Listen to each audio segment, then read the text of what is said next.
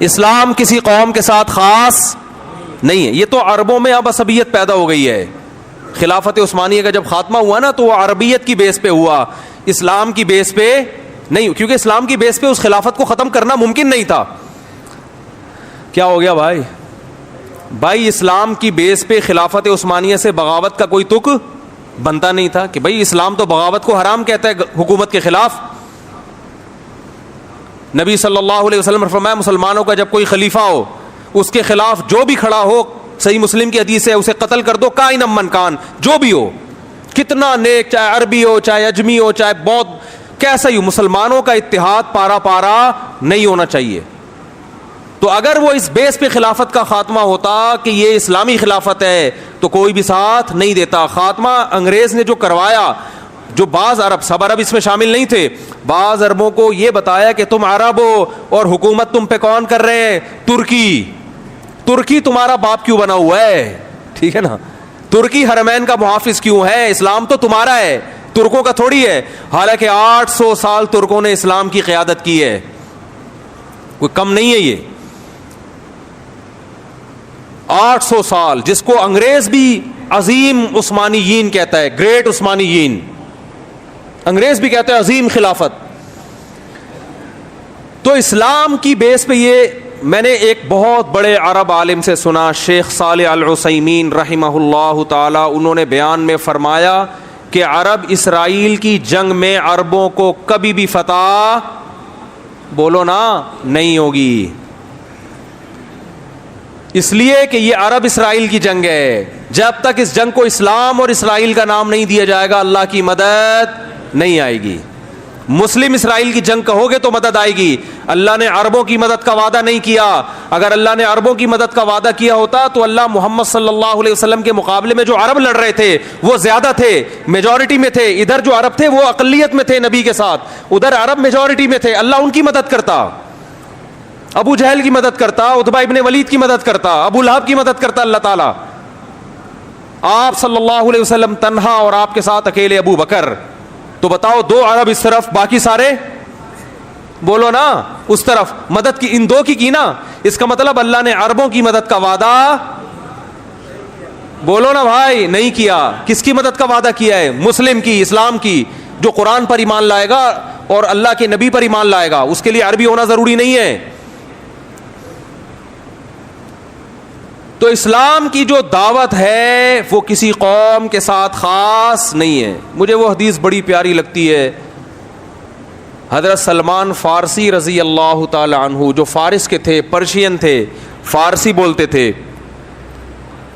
جب ایران پر مسلمانوں نے حملہ کیا ہے, حضرت عثمان کا دور تھا غالباً, حملہ کہاں ہو رہا ہے؟ ایران پر. اور حملہ کرنے والے بڑے بڑے صحابہ, بڑے عشرہ مبشرہ میں بھی اکثریت اس جنگ میں موجود. کمانڈ کرنے والے سلمان فارسی. نہیں آ رہی بات؟ حملہ کس پہ کر رہے ہیں؟ اپنے ملک پہ. کس پر؟ ایران پر. صحابہ نے آپ سے اجازت مانگی کہ آپ ہمیں اجازت دیں ہم اٹیک کریں. آپ نے فرمایا نہیں. میں نے رسول اللہ صلی اللہ علیہ وسلم سے یہ فرماتے ہوئے سنا ہے کہ جب تک اسلام کی دعوت نہ دے دو اس وقت تک حملہ کرنے کی اجازت نہیں ہے. تو حضرت سلمان فارسی اپنی قوم پر حملہ کس کے خلاف ہو رہا ہے؟ بولو نا یار, کیا ہو گیا بھائی, بولنے میں کوئی پابند نہیں ہے. تو میں بھی تو چیخ رہا ہوں نا, تھوڑا سا آپ چیخ لیں. اپنی قوم کے خلاف لڑائی. تو لڑائی سے پہلے اپنی قوم کے پاس دعوت لے کر گئے.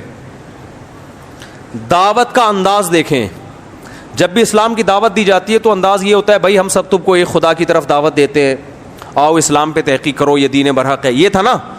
نا نا نا نا, یہ انداز نہیں. اس وقت جو اسلام کی سب سے بڑی خوبی تھی نا اس کو ہائی لائٹ کیا کہ اس کے بعد بھی اگر اسلام سمجھ میں نہیں آ رہا تو پھر تمہاری سمجھ میں نہیں آئے گا. وہ خوبی یہ ہے کہ یا اہل فارس, اے اہل فارس, انا رجل منکم, میں تمہاری قوم کا آدمی ہوں.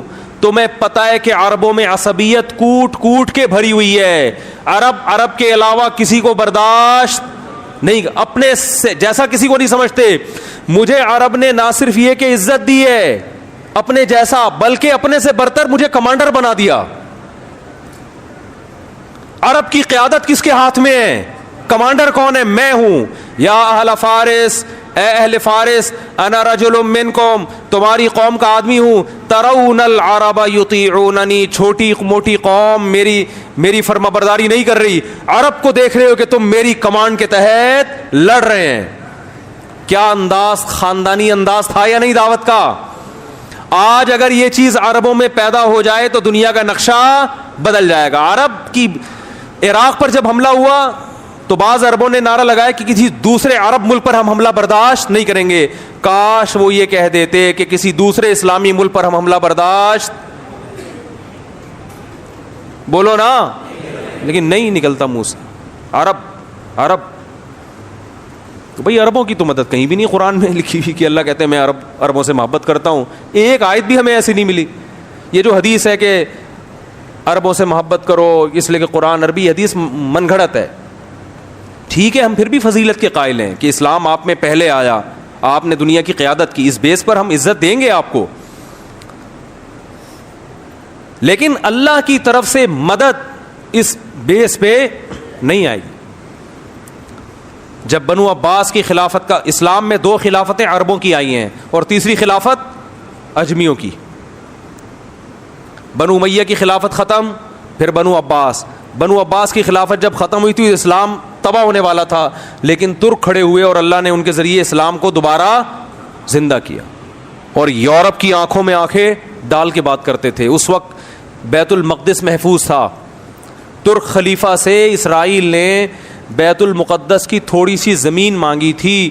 ترک خلیفہ نے کہا تھا کہ مٹی لے جانے کی بھی اجازت نہیں ہے, زمین تو دور کی بات, یہاں سے مٹی شاپر میں ڈال کے لے جانے کی بھی اجازت نہیں. اس وقت ہم اس قابل تھے کہ آنکھوں میں آنکھیں ڈال کے بات کرتے, اس لیے کہ اس وقت یہ جنگ عرب اسرائیل نہیں تھی بلکہ مسلم اور, بولو نا بھائی, اسرائیل.